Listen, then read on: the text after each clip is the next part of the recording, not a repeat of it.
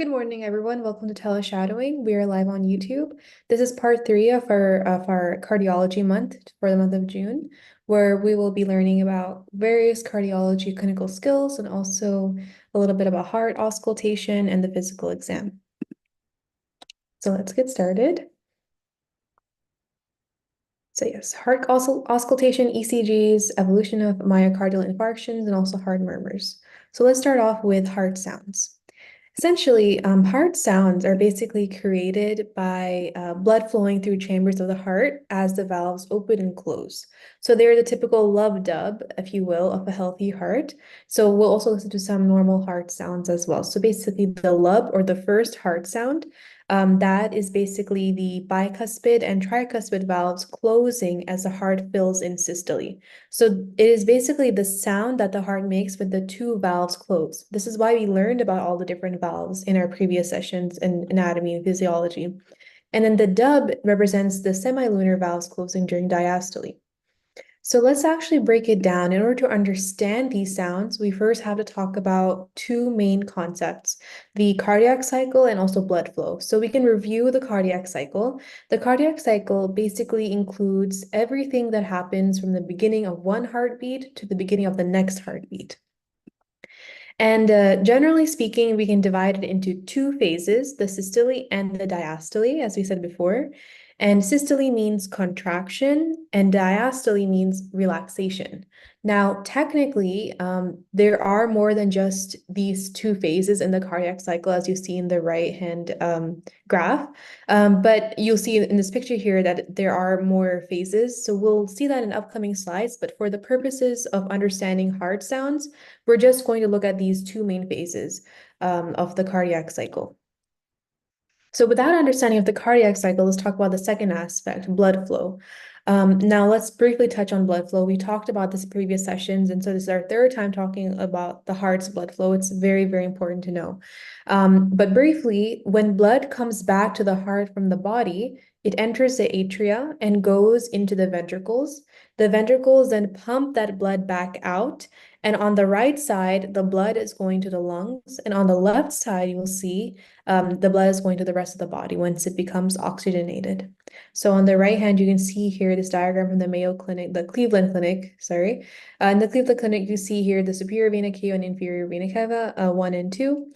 And essentially the blood flow when the deoxygenated blood goes into the right atrium, then through the tricuspid valve into the right ventricle, then up through the pulmonary valve into the pulmonary arteries. We are the only arteries that carry deoxygenated blood. That's a high yield concept for the MCAT.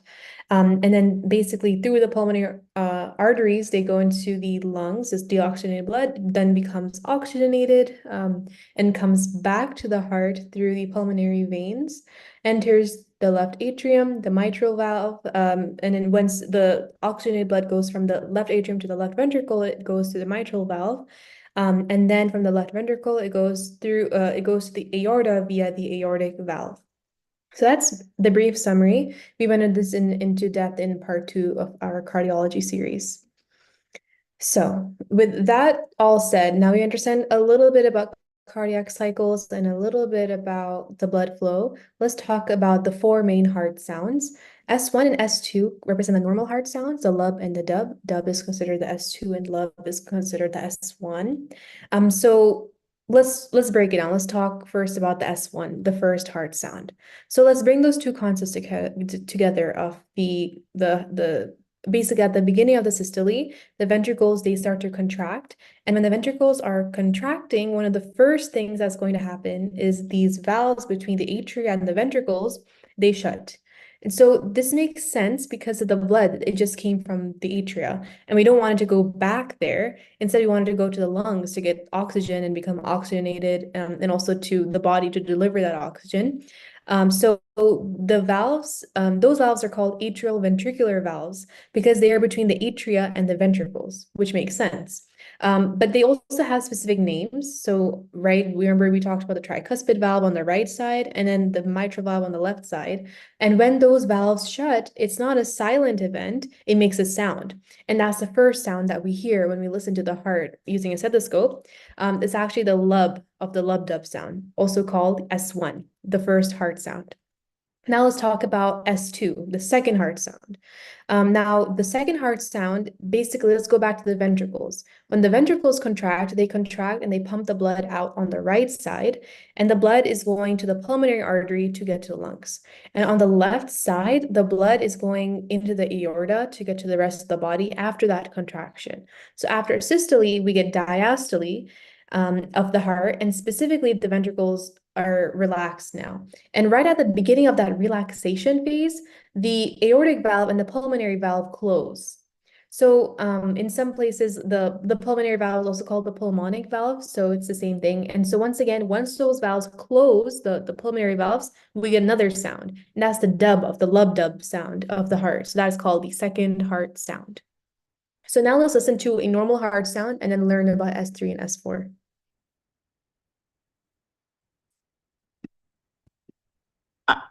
Let's listen to a normal heart sound.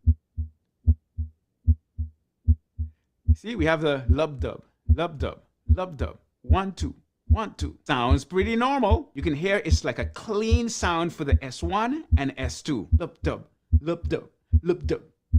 I feel like you can make a beat to this. Okay, so we have the first heart sound, S1, and the second heart sound, S2. And this is what we hear in a normal heartbeat. But those aren't the only sounds we can hear. There's also an S3 and S4. Let's look at S3. S3 is a third sound that is typically heard in children and young adults. It happens right after the second heart sound. Now, remember, S2 happens right at the beginning of diastole, right at the beginning of that relaxation phase. Well, during that relaxation phase, blood starts to rush into the ventricle because we're preparing for the next contraction. And as the blood rushes into the ventricle, it can cause a third sound, S3.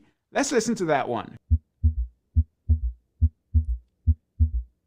See, you hear that third one? It's a little softer than the second sound. You'll sometimes hear people use the word Kentucky to give an idea of the timing of that third sound. Kentucky, Kentucky, Kentucky. It's also known as the ventricular gallop because it's the result of blood rushing into the ventricles. And once again, that third sound is common in children and young adults. It's not typically heard in adults and can be a sign of potential problems with the heart. Okay, now let's look at S4. This one is also known as the atrial gallop. It happens late in diastole, just before systole. That means that it's going to be heard right before S1. This happens when the atria pump the blood into the ventricles. That's right before the ventricles contract. In some cases, you can hear this when the ventricles are pretty stiff. So the blood rushes in and it's bouncing against the stiffer wall, and that causes the fourth sound. And again, this is right before S1.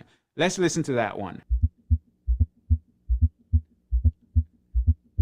See, normally you just have that lub-dub, lub-dub, lub-dub, but now you have something right before the lub. You'll sometimes see people use the word Tennessee to show that timing. Tennessee, Tennessee, Tennessee, Tennessee, Tennessee, Tennessee. So we have that blood being pushed into the ventricle that's stiffer than normal, and that's why we get that extra sound. This is usually a sign of some cardiac problems and would need to be evaluated further. Now, the last thing I want to touch on is heart murmurs. These are abnormal heart sounds that can occur between the normal S1 and S2 sounds and can be a sign of a serious problem, or it can be completely harmless. It's usually an indication of a problem with the valves. Either the valve is leaky or narrower than normal, which results in turbulent blood flow or blood flowing back through the valve. You can imagine if the valve isn't closing fully, some blood can actually sneak through where you don't want it to go. There are generally two types of murmurs: systolic murmurs and diastolic murmurs. Systolic murmurs are the most common type, and they happen during systole. That's when the heart is contracting. Diastolic murmurs are not as common, and they happen during diastole when the heart is relaxing. Let's listen to a systolic murmur. You See that? Instead of that clean S1 sound, you get kind of a swishing sound with S1. Swish. I'm not really good at making these sounds with my mouth, but you get the point. Now let's listen to a diastolic murmur. In this case, you get kind of a swishing sound with S2. By the way, swishing isn't like a technical term, it's just what it sounds like to me. Now let's see an even worse case where there's both a systolic and a diastolic murmur.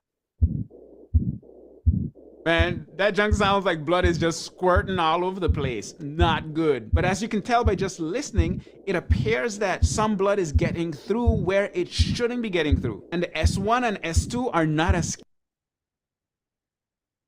So yes, that is basically an overview of what we're going to be talking about in more detail. But basically, in all those situations, just hearing one of the extra sounds like S3 or S4 or a murmur is not necessarily the sign of a problem, because any abnormal heart sound should be carefully evaluated by a healthcare professional to determine its significance and if any treatment is necessary. Because sometimes it doesn't, basically hearing an S3 or S4 does not necessarily mean that there is a pathology or something abnormal or something bad going on. It can also just mean, it could just be physiological normal for the person as well. So let's move on now that we've talked a little bit about S3 and S4, but just to summarize, in S3, there's this early diastole during rapid ventricular filling phase. It's associated with more, and it's more common in dilated ventricles. It can sometimes be pathologic. And then S4 is a late diastole, the turbulence caused by the blood entering in a stiffened, in a stiffened left ventricle. So that is just a bit of an overview. If we can see here the cardiac cycle, and you can see where the blue arrow is pointing how heart sounds line up with cardiac function. Because in order to fully understand the heart sounds and how it all fits into heart function, I highly recommend you you also sift through the cardiac cycle. We talked about it briefly. It is briefly gone over for the MCAT, but not in depth. So I recommend just getting an overview of it before starting medical school, because I'll give you a better understanding, a better foundation in understanding exactly how the heart works. So let's talk a little bit about why we care about heart sounds and why do they matter. Because basically the study of the heart sounds has important diagnostic value in clinical practice, because the alteration or any changes in heart sounds can be indicative of cardiac diseases involving the valves of the heart. So they can be indicators of cardiac dysfunction. And this is an example of an ECG. This is a normal ECG. We'll talk more about that in depth next. So heart sounds are measured by a method called auscultation. And auscultation is the art of using a stethoscope to listen to internal sounds of the body. And if you want to do like a cardiac auscultation, that would be listening to the internal sounds of the heart. So let's watch how that's done, or how you would see it done if you're shadowing a physician. The following is the simplest approach to auscultation of the precordium. Using your left hand, palpate the carotid pulse so that systole and diastole are distinguishable. Start with the diaphragm of your stethoscope and listen to the heart in the following sequence. Apex, tricuspid area, aortic area, pulmonary area, carotid arteries.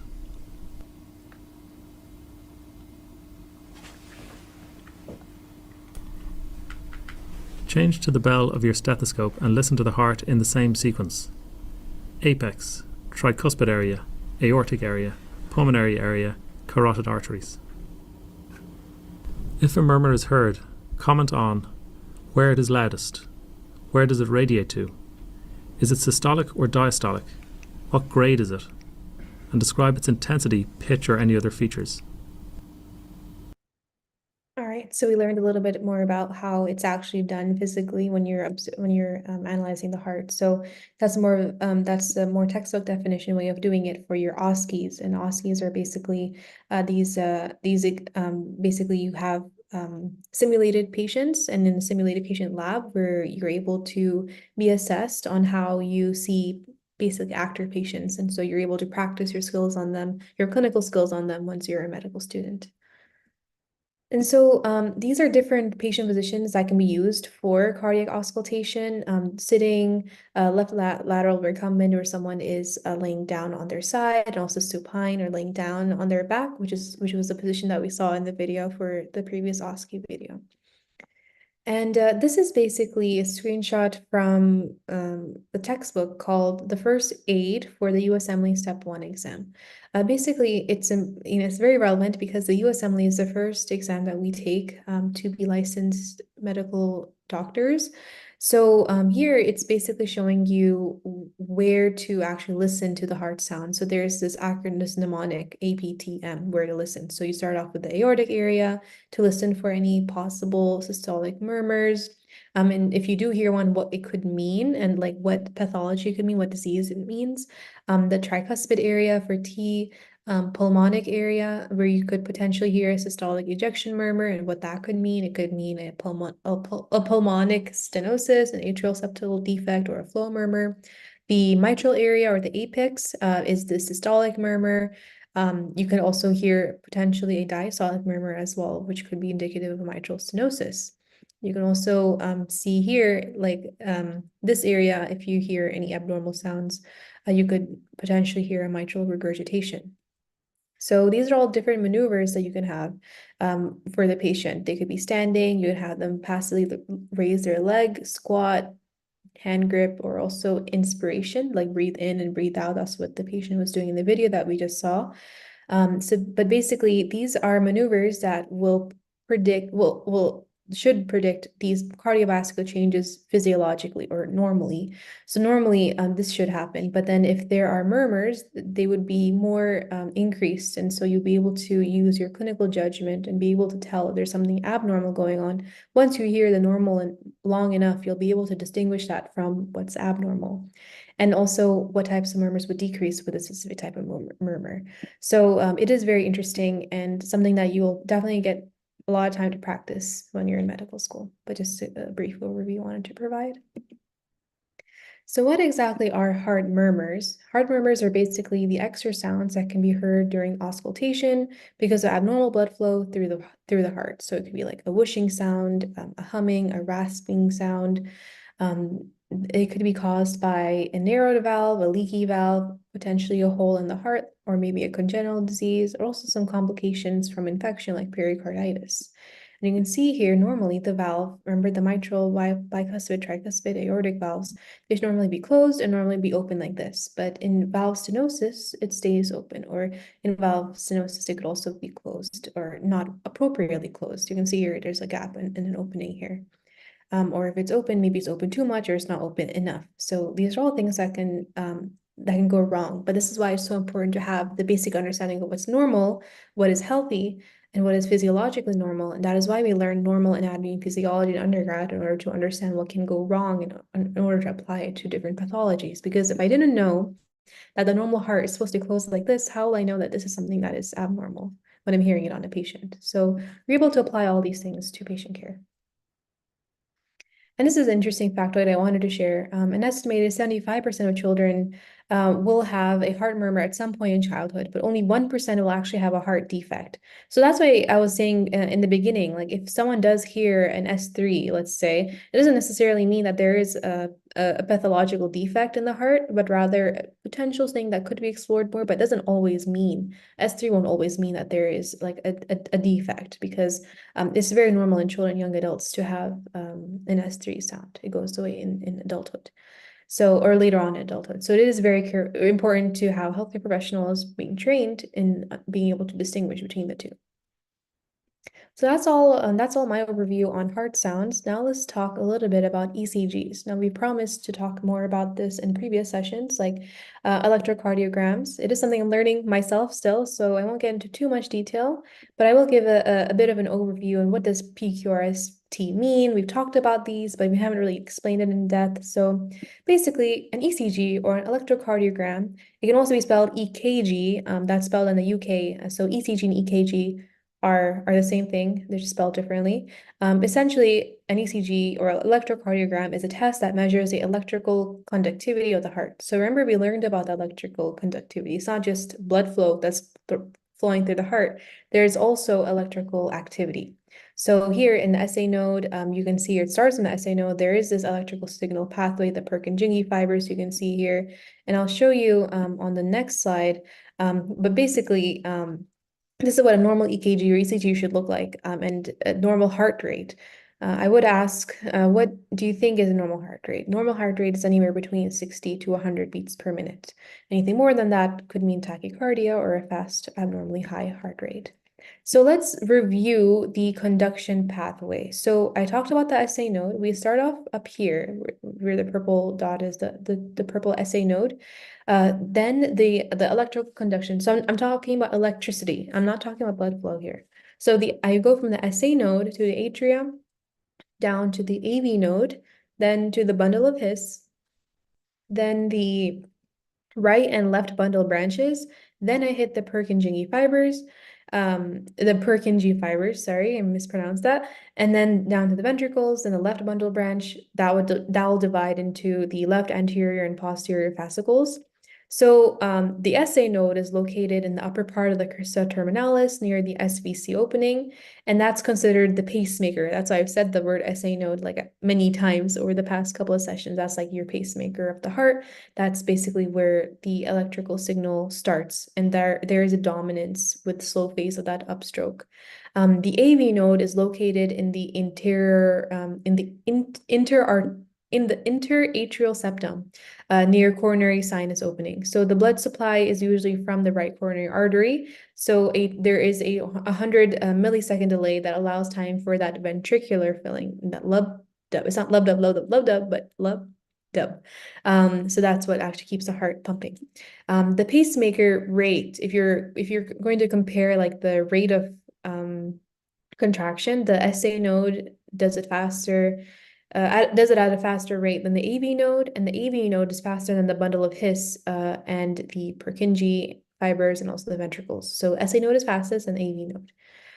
And then if you want to talk about like the speed of conduction, before I talked about the pacemaker rate, but the speed of conduction would be from the bundle of His to Purkinje, then atria, then ventricles, then AV node. And the P wave represents atrial depolarization. So let's talk, I'm talking now about the ECG itself. What do these squiggly lines mean? The P wave represents atrial depolarization. The PR interval represents the time from the start of the atrial depolarization to the start of the ventricular depolarization. And so that's PR interval. And so the PR interval ventricular depolarization can normally be between 120 to 200 milliseconds. Then the QRS complex, as you can see, the QRS complex represents the ventricular depolarization, which represents the mechanical contraction of the ventricles at the bottom, and ventricular repolarization. And then the T wave represents ventricular repolarization. And so T wave inversion may be indicative of ischemia or a recent myocardial infarction or a heart attack. And the J point is the junction between the end of the QRS complex and the start of the ST segment. And the ST segment is representative of the ventricles being depolarized. And there's also a U wave I'll show on the next slide. And the U wave isn't normal. It wouldn't be shown on a normal EKG like this, but a U wave is prominent in hypokalemia or bradycardia. So hypokalemia, hypo means less, kalemia means potassium in the blood. So that means there's less potassium in the blood. If there is less potassium in the blood, then that there would be a U wave because potassium is needed for our heart electrical function. So I've thrown a lot of terms, but I did want to define these terms. Like, what is a wave? What's an interval? What's a segment? What's a complex? And what's a point? So a wave is a positive or negative deflection or change from the baseline, and that indicates a specific electrical event. So the waves on an ECG, they include the P wave, the Q wave, the R wave, S wave, T wave, and U wave, P, Q, R, S, T. Those are all waves.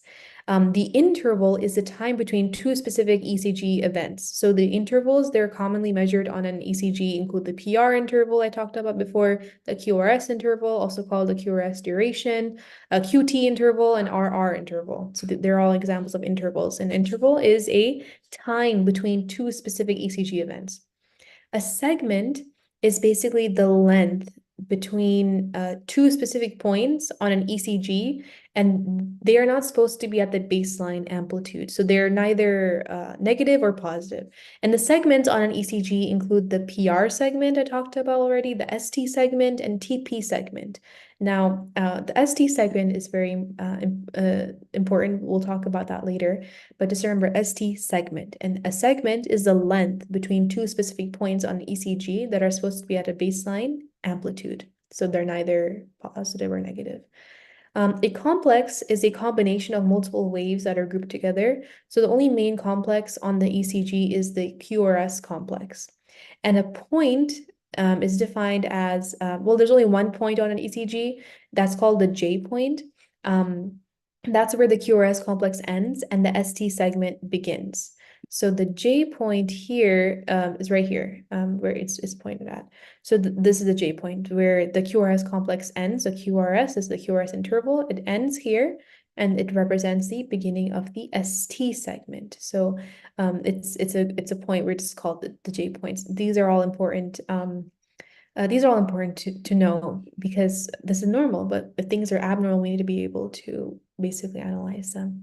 So let's talk about how ECGs are measured. There are basically these LEDs that are placed in very specific places, and the reason why they're placed there is because each LED will represent one part or one aspect of the electrical signaling of the heart. Now, I won't get into too much detail. It is a little bit beyond the scope of this lecture, but I think it's just important to know that each LED has its own labels and it should be placed in a very specific place.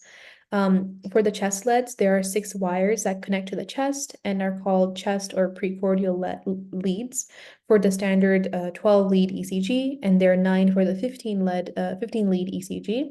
And so there are 10 wires that result in the 12 leads or views for the 12 lead ECG. And the different leads, they allow interpretation of different areas of the heart. And so and it is then, then the question gets asked, like, why is lead placement so important, or is it important? Well, it definitely is, because if a lead is placed in the wrong or incorrect place, or if lead becomes loose, it needs to be replaced. Because and in fact, like, some ECG machines also tell you which lead is loose, but lead placement is one of the most important elements to obtaining an accurate and also a useful ECG. So lead placement is so important because it's basically moving the electrode only a few millimeters. That would make a huge difference in the signal that's being recorded, and that can cause false positive and false negative recordings. So correctly placing the ECG leads is very essential for like accurate readings and diagnoses. You don't want to have false positive like heart attacks, right? You want to have appropriate placement, so it should be placed like it is shown in the picture here. So the ECG lead wires are these clinical accessories. They connect adhesive electrodes to a patient's chest, arms, and legs to monitor the heart's electrical impulses. So even just moving one of these electrodes just a few millimeters incorrectly can make a big difference in the signal recorded, and it can lead to the false positive and negative recordings, like I said before. So for example, like if you can accidentally switch the right arm and right leg, and that's called actually an inversion. So that commonly happens, and it needs to be corrected. That's why they're also color coded. So if you're ever seeing it done on a patient, or if you're putting them on a patient, you need to make sure that you match the colors as well to help make it easier.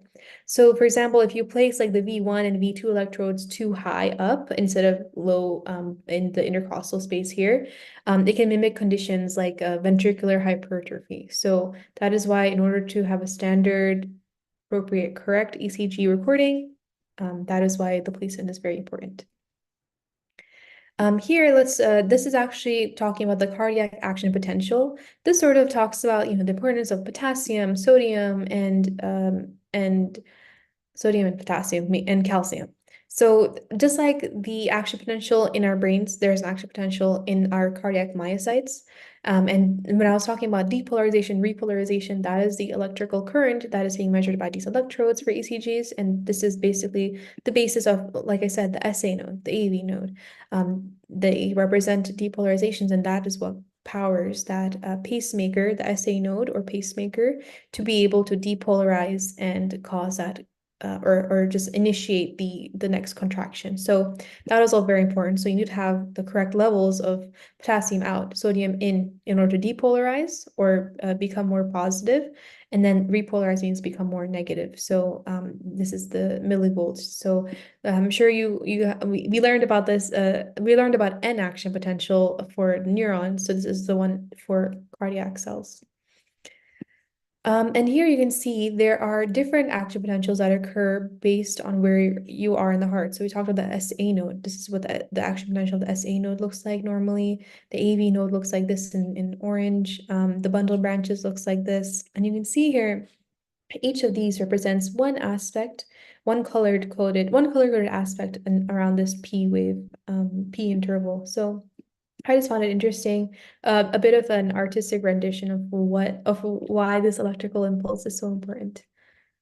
And here, basically, you can see here that the ECG interval represents in terms of timing.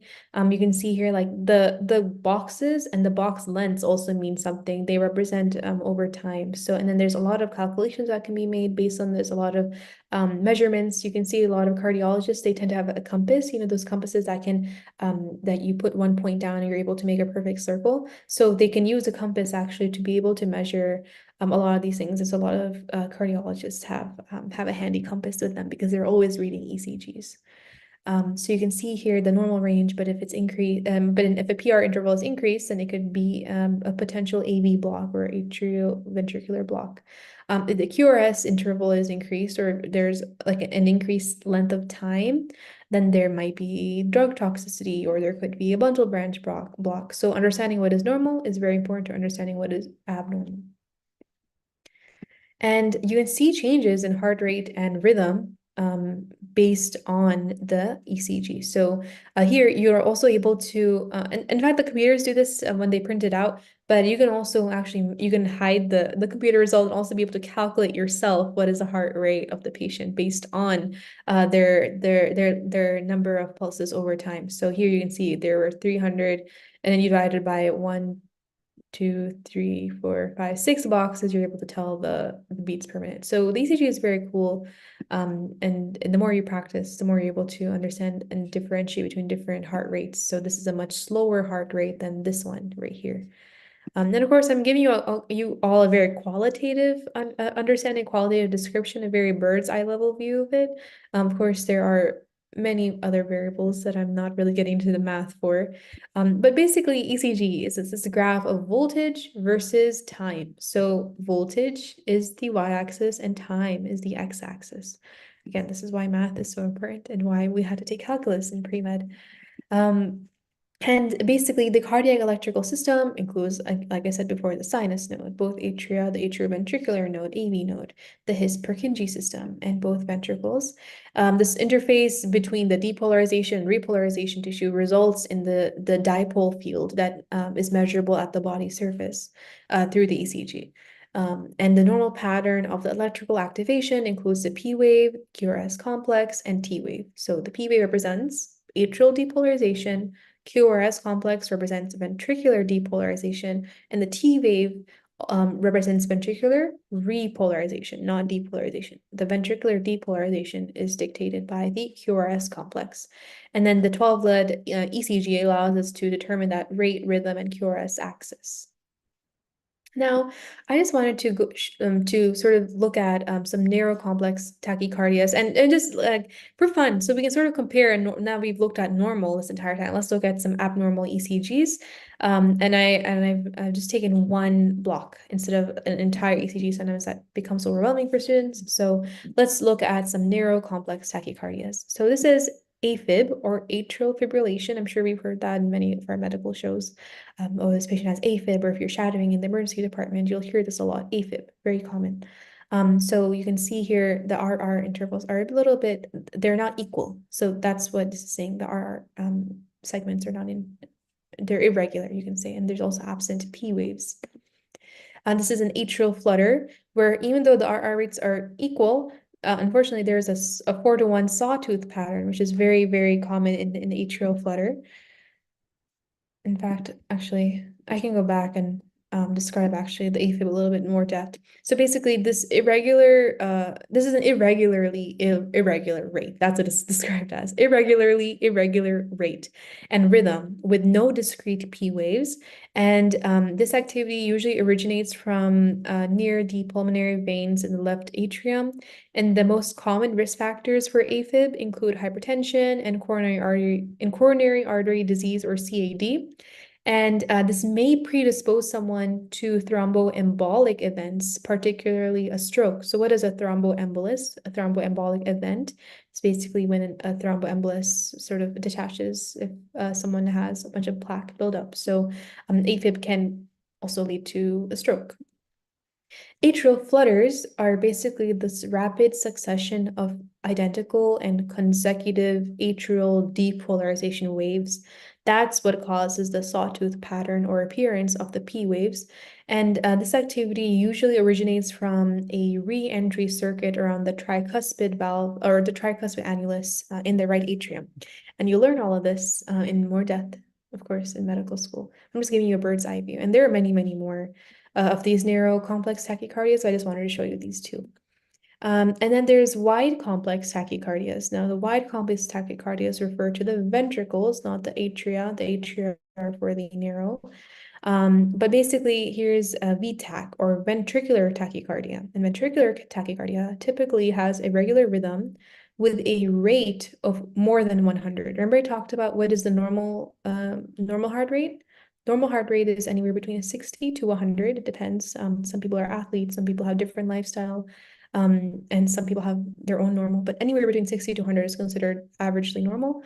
Anything more than 100 would be considered tachycardia at rest. And most commonly, this is due to structural heart diseases like cardiomyopathy that we learned last week, or scarring after a myocardial infarction or a heart attack. And there is a higher risk of sudden cardiac death when there is VTach, so that this could become a medical emergency. And then there is ventricular fibrillation, and you can see here, it does not look at all like a normal ECG wave. I don't even have to show you the normal. This is a completely disorganized rhythm with no identifiable waves. You can't really tell which one's a QRS complex, which one's the P wave, SC segment, etc. So the treatment for this would be it would be fatal if someone does not have immediate CPR and defibrillation. So when someone does have ventricular fibrillation shown, they need to be defibrillated stat, because what does that defibrillation do exactly? That defibrillation, that resets the cardiac electricity of the heart, and that's, or at least tries to, with specific amount of millivoltage, and immediate CPR is needed because the heart is basically the heart is just doing this, and that is not pumping blood to the rest of your body. So sometimes defibrillation can, and that delivery of volts can sort of that amount of electricity can sort of jolt the heart into going back to normal sinus rhythm. Normal sinus rhythm just means normal ECG, or the normal PQRST waves that we've seen before. Now let's talk about heart attacks in a little bit more depth. So myocardial infarction, aka heart attack. Basically, a heart attack is the cessation of blood flow to a portion of the myocardium, commonly caused by blocked coronary arteries. And this is most often due to a rupture of coronary artery atherosclerotic plaques, which lead to acute thrombosis, which lead to cardiac biomarkers like we'll learn about creatinine kinase, CKMB, troponins, and those are diagnostic for heart attacks. So the symptoms of heart attacks, or symptoms and signs, are very different by gender. So in males, they'll likely have chest pain, shortness of breath, same as do females. But females tend to have more symptoms, like maybe sometimes a jaw pain towards the back of their jaw, or that the pain goes down their jaw. That's more common in females, or like a tingling in the specific arms and back, neck, shoulder, jaw. Honestly, these are all very vague symptoms. You don't really necessarily know if it is a heart attack because it could be a lot of other things. I know sometimes we feel this and we think, oh, am I having a heart attack? That is possibly on the differential, but unless there's like a family history or a bad lifestyle, but if you're in your early 20s, of course it can happen, but it is not as common for that age range, even if they are showing these similar signs. But let's get back to heart attack. So these are normally the common signs for a heart attack. And so in the first 24 hours, let's talk about the evolution of a myocardial infarction if it stays left untreated. In fact, what happens is basically there is reperfusion injury. So that leads to free radicals and increased calcium influx, which causes hypercontraction of the myofibrils. And that is what is actually in these dark eosinophilic stripes here that you can see. There's also coagulative necrosis. Again, this is all pathology. Remember, we started off with pathology month because pathology serves as the foundation of understanding of all the different types of organs and diseases. So I definitely recommend reviewing our pathology sessions on like why does a lack of oxygen lead to free radicals? We talked about that. So the complications of the first 24 hours would include ventricular arrhythmias, heart failure, and also cardiogenic shock. Then, in the next 1 to 3 days of a heart attack, there could be extensive coagulative necrosis. There could be tissue surrounding infarct that shows like inflammation with neutrophils. Neutrophils are a hallmark of inflammation. And it could lead to a complication of post-infarction fibrinous pericarditis. And then there is, and then in the next 3 to 14 days after 72 hours, and there you will see more macrophages. You can see here there's yellow-brown softening of that area of the heart if there's no more blood being perfused there. It could lead to free wall rupture, a cardiac tamponade, then mitral regurgitation. It could even lead to a left ventricular pseudoaneurysm that could be a risk for rupture. That's why heart attacks are medical emergencies, and you should go to the emergency department if you feel a sudden onset of chest pain or have family history of it. But yeah, at the microscopic level, if you take a biopsy of his heart, then you would see macrophages and then the granulation tissue at the margins. And then if the heart remains that way for more than 2 weeks to many months, then the heart will unfortunately scar, and that will just mean that this part of the heart is completely dead tissue. That'll become a gray or white scar. You can see here there's no active cardiac myocytes here.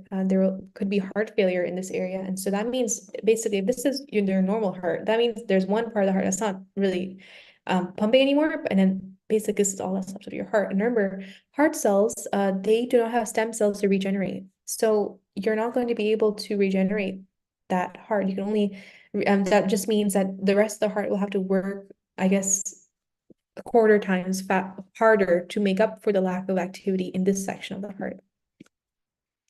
So how would one diagnose a myocardial infarction? It could be through an ECG, troponin levels. Troponin is an enzyme, and also creatinine kinase and B levels. So let's break it down. Let's go one by one. So an ECG or electrocardiogram, it can help diagnose MIs by, or MI, aka myocardial infarctions, by identifying the characteristic changes in the heart's electrical activity. So I show here an example of a STEMI. I'll explain what a STEMI is in a second, but the most common ECG criteria for identifying an acute myocardial infarction is ST segment elevation. ST segment elevation, myocardial infarction. What do each of those letters, ST, E, M, I. So that's what STEMI stands for, ST segment elevation, myocardial infarction, STEMI. And that means that if there is STEMI in two or more leads detected, then 2 or more consecutive leads, may I add, that would mean that there is a STEMI, and that could lead to a code STEMI being called for in the hospital. If you ever spent some time in the hospital or in the emergency department, you might have already heard, oh, code STEMI being called, because that is a medical emergency that needs to be treated ASAP. So other changes that might indicate like a myocardial infarction could include like Q waves. There could be new Q waves in at least 2 adjacent leads, a T wave inversion, like persistent T inversions in more than 2 adjacent leads after a newly developed ST elevation. There could also be R waves. So R waves could increase in size that become broader and more dominant. That could also mean that there's a heart attack. And also next is a troponin test. before I get into a troponin test, let me just show you here on this ECG. So this, remember PQRST. So this is the T wave, right? Abnormal. And the S starts here. So this is an ST segment. Remember the segment is from the S to the T. This is the T wave. It's peaked up. That is not right. It should be down here, right? The T wave and how our pretty normal ECGs look like.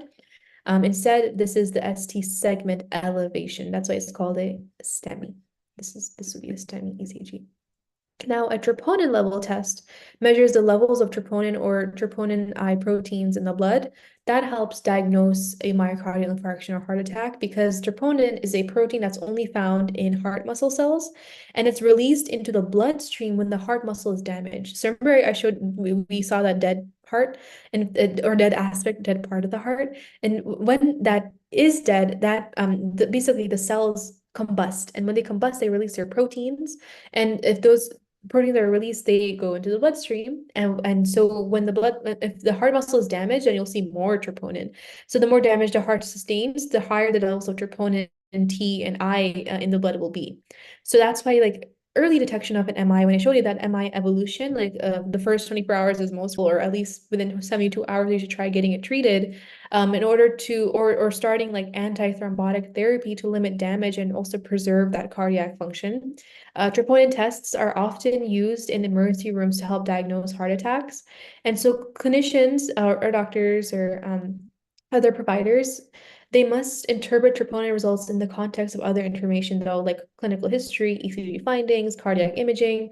For example, like a troponin level under like 6 ng over liters at admission or after 1 or 3 hours can help exclude an NSTEMI. And now an NSTEMI is different from a STEMI. NSTEMI means non-ST segment elevation. But that's out of the scope of this lecture, but this is an interesting thing to know that there is N, like capital N, STEMI, NSTEMI, and STEMI. But however, like other conditions can also cause elevated troponin levels, like pulmonary hypertension, congestive heart failure, and also viral myocarditis. And finally, creatinine, a creatinine like kinase CK test, specifically for the CKMB is as an isoenzyme. It can help diagnose a heart attack by measuring the amount of CK in the blood. CK is found in the heart, in the heart and the muscles and also other organs. And when the cell membranes are disrupted or the cells die, the CK can be released into the blood, and the CK and B levels, they begin to rise like 4 to 6 hours after a heart attack, and then they return to normal after 36 to 48 hours. So that means CK and B levels would not be most indicative that one, or as in like you wouldn't be able to use it to rule out, because let's say someone had a heart attack a week ago and then they're coming to the emergency department today, then this test would not be used, because this test will return to normal after 36 to 48 hours. So if someone's coming 1 week after the onset of a heart attack, then it wouldn't be the most indicative test, but it is still useful for the first 36 to 48 hours, of course. So elevated CK and B levels along with chest pain can indicate a recent heart attack. And the ratio of the CK and B to total CK, there's a relative index and there's a lot of ratios in labs that you'll learn. But a greater ratio can indicate like more heart damage. Like there's this number 2.5 to 3 CK and B can indicate like a greater amount of heart damage. Now let's talk a little bit in depth about STEMIs, the ST elevation myocardial infarction, STEMI. Basically, this occurs when more than one artery is blocked, and in order to treat it, you would have to provide thrombolytic therapy, like blood thinners, or clot busting drugs given within 30 minutes, often like aspirin, or also a PCI or percutaneous coronary intervention, like putting in a stent or having a balloon angiography within like 60 minutes, like having that cath lab treatment. Like I said, that's why this is an emergency. Treating it faster is better, because that will preserve the rest of the function of the heart. Remember, the rest of the heart does not have stem cells to regenerate those dead cells like our skin cells do, right? But our heart does not. So A PCI, a percutaneous coronary intervention. We talked a little bit about this last week, or 2 weeks ago, when we talked about what different cardiologists do. So this is something that an interventional cardiologist would do, not a general cardiologist or an EP, but an interventional cardiologist would basically insert a tiny deflated balloon into a coronary artery via catheter to the location of where the plaque has built up, and then the balloon would reach the site of blockage, and then it would be inflated. And once that is inflated, basically, remember I talked about how an interventional cardiologist is like a plumber.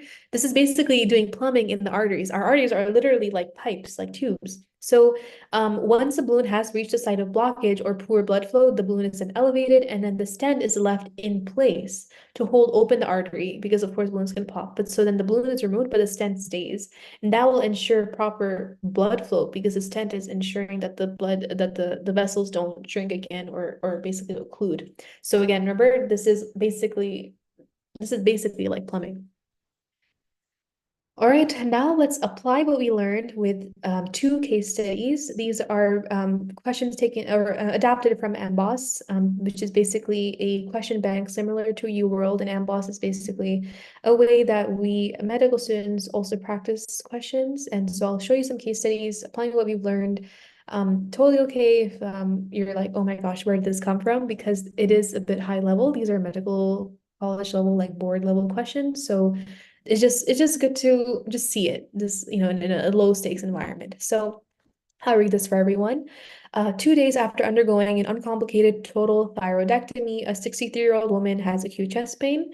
The pain is sharp and burning. She feels nauseated and short of breath.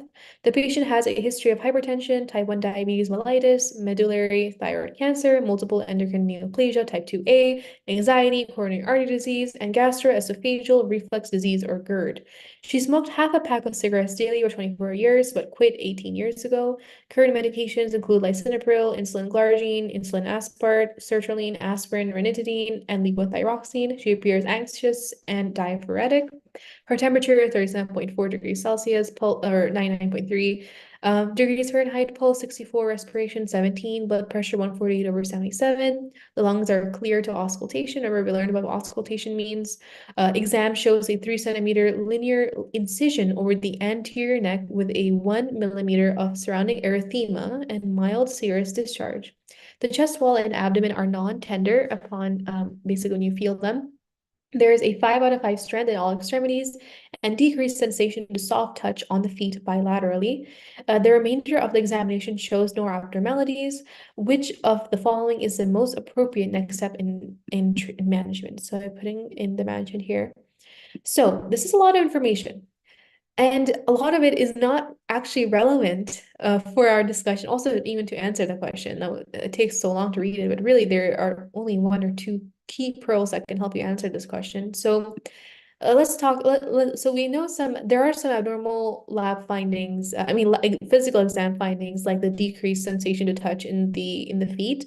Now remember, the feet potentially have edema, and so if there is edema, then there could be decreased sensitivity to touch there. And edema could be caused by maybe something related to the heart. So the chest pain associated with this patient's condition very commonly radiates into the left shoulder, upper neck, and or back.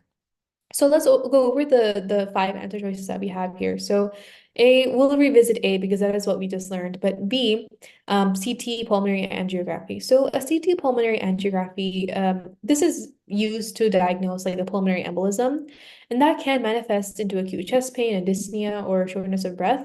And also recent surgery and a history of malignancy or cancer increase the risk of developing a PE or pulmonary embolism. But patients there's basically a criteria to understand PE, and there's something called D-dimer and a Wells score. And while this patient could have elevated D-dimer because she recently had a surgery, they could still be in negative predictive values for a PE, because the patient's findings may also be due to a myocardial infarction, which could be on our differential still. A different step in management would be indicated to first exclude on this differential before you undergo like more invasive diagnostic tests, like doing a D-dimer if you think it's a pulmonary embolism. You'd want to rule out more obvious things first. Let's look at C. C is saying administer IV pantoprazole and schedule an endoscopy. So this patient does have GERD. Pantoprazole is often, or pantoprazole is basically a proton pump inhibitor that's used to treat GERD for prophylaxis and also against like post-op stress ulcers. So this patient does have GERD and a sharp burning chest pain. There are other aspects of her history, like a shortness of breath and also multiple cardiac risk factors that indicate that there could be another diagnosis that should be urgently investigated. So like an upper endoscopy should not be pursued at this time, like since it's like an early post-op period. And only it should be done if there's like upper GI bleed, right? But most endoscopies are not done in an emergency. Now let's look at D. Yeah, D. So it's saying administer IV levofloxacin and obtain a chest radiograph. Now, even if you don't know what IV levofloxacin is, that's okay. Let's talk about like the chest X-ray. The chest X-ray is basically the standard workup for pneumonia if you're suspecting pneumonia. So again, like these are all next steps in management based on what you're thinking the diagnosis is. So if the diagnosis is like a PE, then you would do this. If it's a GI bleed, you would do this. If you think it's pneumonia, you would do this. But what is the most, I'm hinting at it. We have not hinted at the most obvious thing. We haven't talked about a potential heart attack yet. So, so far, none of these that I've talked about in depth have gone over a heart attack. But D is talking a little bit about pneumonia, and IV levofloxacin is actually used to treat hospital-acquired pneumonia. So patients with pneumonia can experience chest pain and shortness of breath, but they will also have like a fever and a cough. It would be more like infectious type. And let's look at E now. So this urine and plasma metanephrine level, they're used for the workup of pheochromocytoma. And this involves like classic symptoms like headache, sweating, tachycardia. I don't believe there was, let me see, did the patient have tachycardia? No, the pulse is 64, so there's no tachycardia, so you can rule it out as well. So like this type of episode, like a pheochromocytoma, a pheochromocytoma will usually be caused by like anesthesia or surgery, or a family history of it. But the patient doesn't have the headaches or sweating or tachycardia. So let's go back to A actually. And A is the correct answer, obtaining an ECG and troponin levels. I also highlighted here the most important parts of this were really just in the beginning. Once you start suspecting heart attack, sure, read the rest of the symptoms, but that should be the next or like the most appropriate next step in management. They're not really testing you on what are the other options, but what is the most urgent option right now? What is the most appropriate next step in management? Get an ECG. ECGs are not invasive. They're very quick. You can get them relatively much quicker. Troponin levels, just a blood test. Order that. Get that really quick. So an ECG and troponin test should be ordered to evaluate for any acute coronary syndromes because of the patient's acute chest pain, the shortness of breath, the diaphoresis, and nausea. That should raise suspicion for a myocardial infarction or heart attack. And this patient has many risk factors for it, like including the history of coronary artery disease. That's what I highlighted. The hypertension, the diabetes mellitus, also the 12-pack year smoking history can also lead to it. So the patient's history of the ischemic heart disease, also the insulin-dependent diabetes, that actually increases the risk by 6.6% of a major cardiac event based on a cardiac risk index. So again, this is a very long case, but very few things are very important for me to remember and understand. And I would just say, like, not to get too overwhelmed. This is a question that you could have definitely answered on your own as well, just based on your understanding what we learned so far today. Right, Minal, very good. Yeah, I want to ask you a question. So you mentioned, yes, definitely patient came with the chest pain, the risk factors. So of course, first step is the EKG and troponin levels. So what is the troponin levels? What is troponin? Yes, we talked about that earlier. Troponin is basically a protein that is only found in the heart, and so if the heart goes under heart failure, or let's say there is a heart attack, heart blockage, this troponin would be found in the bloodstream where it's not supposed to be found. If it is Right. found in the bloodstream, that could indicate that the heart is having a dysfunction. Good, very good. So just a pretty quick go over. There's a troponin is a cardiac enzymes. So cardiac enzymes basically the proteins released into the bloodstream when there's damage to the heart muscle or myocardium, and because of there's a blockage in the coronary arteries. So the crucial markers used in diagnosing and assessing the severity of the heart conditions, particularly the heart attack, or as you mentioned, myocardial infarction. So there are the different types of cardiac enzymes. I will go pretty quick, called the creatinine kinase, CK. So CK is an enzyme found in various other tissues as well, like is present in the brain as well. It's called CKBB, in the skeletal muscle called CKMM, and when present in the heart muscle called CKMB.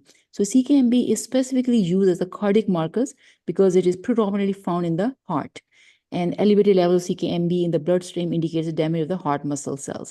And troponin, so troponin basically is a complex of three proteins: troponin C, troponin I, and troponin T. So as you can see in the answers, troponin T is mentioned. So it's found exclusively in the cardiac muscles.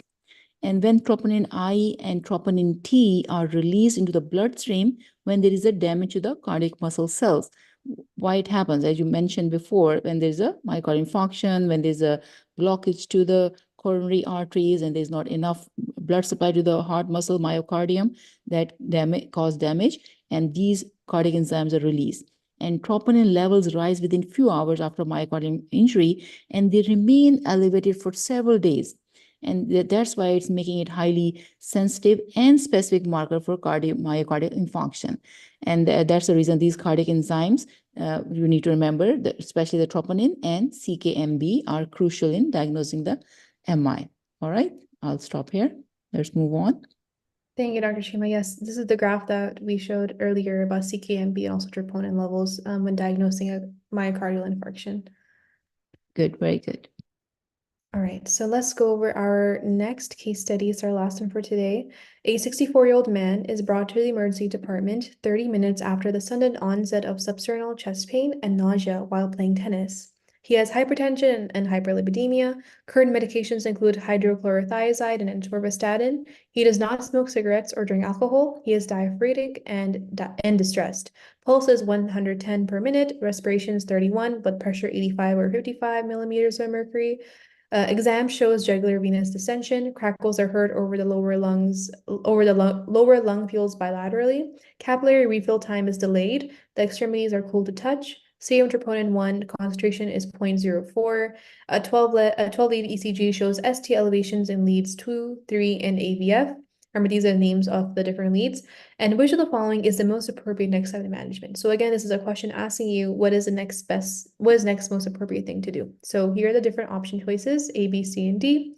So A, administer sublingual nitroglycerin and start metoprolol therapy. Now, metoprolol is given for controlling blood pressure, specifically in hypertension, but here's this hypertension, not hypotension. So here you can see if normal blood pressure is 120 over 80, it wouldn't necessarily be effective. But let's go over the next answer choices. B, initiate close cardiac monitoring and repeat troponin measurement in 1 hour. C, perform percutaneous transluminal coronary angioplasty, or D, start clopidogrel therapy. So let me actually stop sharing really quick because I lost my screen. But what do you all think while I reload the slides? There we go. So basically, the patient's substernal chest pain in combination with ST elevations in the inferior leads, that suggests an acute STEMI of the inferior wall. So the presence of tachycardia, hypotension, jugular venous distension, and peripheral vasoconstriction is concerning for cardiogenic shock, actually. So A is basically for patients with acute coronary syndrome. Sublingual or IV nitrates can provide symptomatic relief for chest pain and beta blockers without any intrinsic activity. And that can actually decrease the myocardial oxygen demand, and that can reduce the myocardial infarct size and overall mortality rates. But nitrates are contraindicated with patient, or contraindicated means not recommended, because it can conflict with a different type of medication. So nitrates are contraindicated in patients with an inferior wall infarction or hypotension, or the recent use of different inhibitors like phosphodiesterase 5 inhibitors and also beta blockers. They're all contraindicated with patients who have heart failure, hypotension, bradycardia, or also a heart block. So A cannot work.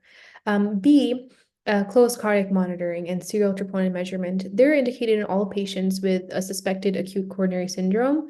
However, the patient's ECG indicates a STEMI. We talked about STEMIs already, an ST segment elevation, and troponin levels can be normal in patients with STEMI who present right after the pain starts.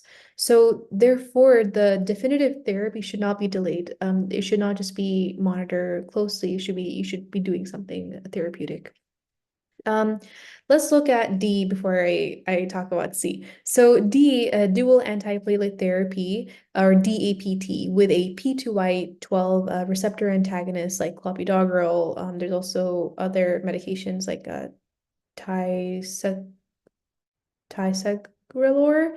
I don't know how to pronounce it, but I know how it's spelled. Prasugrel and also aspirin. They should be given to all patients with a STEMI, but monotherapy with clopidogrel, like itself, is not the appropriate medical therapy for the patient who requires like a dual antiplatelet therapy in this scenario.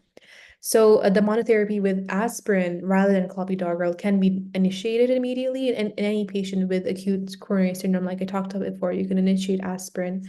So the correct answer in this case would be C, because C is actually calling for an emergency revascularization, because none of the therapies I talked about really were effective. There was no mention of aspirin, so that was off the table. But basically, emergency revascularization is the most important step in the management of patients with acute STEMI, because that will restore the I guess the blood flow, the patency in that occluded coronary artery, and that will limit like a further increase in the size of that infarction. So a percutaneous transluminal coronary angioplasty, or a PCTA, is the preferred method of that revascularization. And since the early reperfusion is associated with improved clinical outcomes, the door to balloon time should be less than 90 minutes. So you should get that patient into the cath lab in less than 90 minutes. A different type of therapy, like a fibrinolytic therapy, can also be considered if that PCTA fails, or if it cannot be performed within 120 minutes of the patient arriving into the hospital and knowing that they have a STEMI, or once that STEMI code, or the STEMI code is initiated. So the oral dual antiplatelet therapy, like I talked about before, or an intravenous or IV anticoagulation therapy, like with heparin and bivalirudin, they're also indicated for patients with STEMI, and they may be initiated during or prior to the transportation to the cath lab. The cath lab is basically another word, is short for cardiac catheterization laboratory, cath lab. That's where the interventional cardiologist works. But the definitive treatment should not be delayed, basically the percutaneous coronary angioplasty. But the beta blocker therapy, it can be associated with improved outcomes for patients, and it needs to be initiated within the first 24 hours of admission, unless there are other contraindications or allergies. Patients should be started on the high intensity like statin therapy, regardless of the baseline cholesterol level as well. So I kind of gave you a broad overview of how to manage a STEMI, even beyond the procedures, even after the procedure is done. So with that said, that I am concluding this month of June's cardiology month. It was a great learning session. And Dr. Shima, did you want to add anything? Yes, thank you, Minal. I really appreciate it. And last few words about the self-care and about how you achieve your goals. So I would like to ask you have to ask yourself, are you really passionate about what you want to do in your life? So how you know that? So you have to be completely focused about it. You're completely absorbed, you're in a flow, and whenever you're doing your stuff, or you're studying, or you're preparing for your exam, you're out of time and space. And the work you're doing, it becomes reward for you without desire of getting any reward, from others. So you are very involved in achieving your goals. And how you can achieve it? By committing yourself, by doing self-discipline, how you can achieve it. So basically, commitment is an agreement, or it's a pledge, or it's a promise to yourself to do something in the future. It helps us to stick to our goals during our good and bad times, because we know that it's a very long pathway to achieve our goals. Medicine is a very rewarding profession, but of course there's a lot of sacrifices, a lot of time commitment, and it entails a lot of sacrifices. And it's a behavior, basically it's a three keys: sacrifice, have a purpose in life, and have a full determination. And I will stop here along with the last few words about self-care.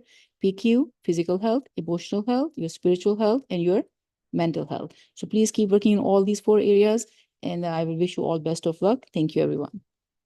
Thank you, Dr. Shima. It's all very helpful and also very relevant when you're thinking about lifestyle modifications to be made for patients who have cardiac disease. So there are a lot of different lifestyle modifications that we didn't get into in detail, but we did touch on it briefly in last week's session, session 2, and the last slide. We talked about how different lifestyle modifications for the better, like going on walks. Also, they're all outlined by the American Heart Association in keeping your hearts healthy, eating healthy, taking care of yourself, exercising, that can all also help your heart as well. So with that said, we'll conclude this month's sessions. Our next session, we'll be taking a 3-week break and opening up our prior sessions in the meantime.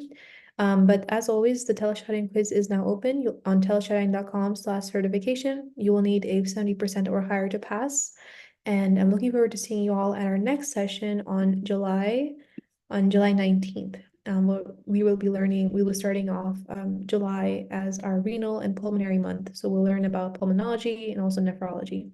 So looking forward to seeing you all in our next session in 3 weeks from now. In the meantime, you'll be able to take previous session quizzes. As always, thank you very much, everyone, and wishing you the best of luck in your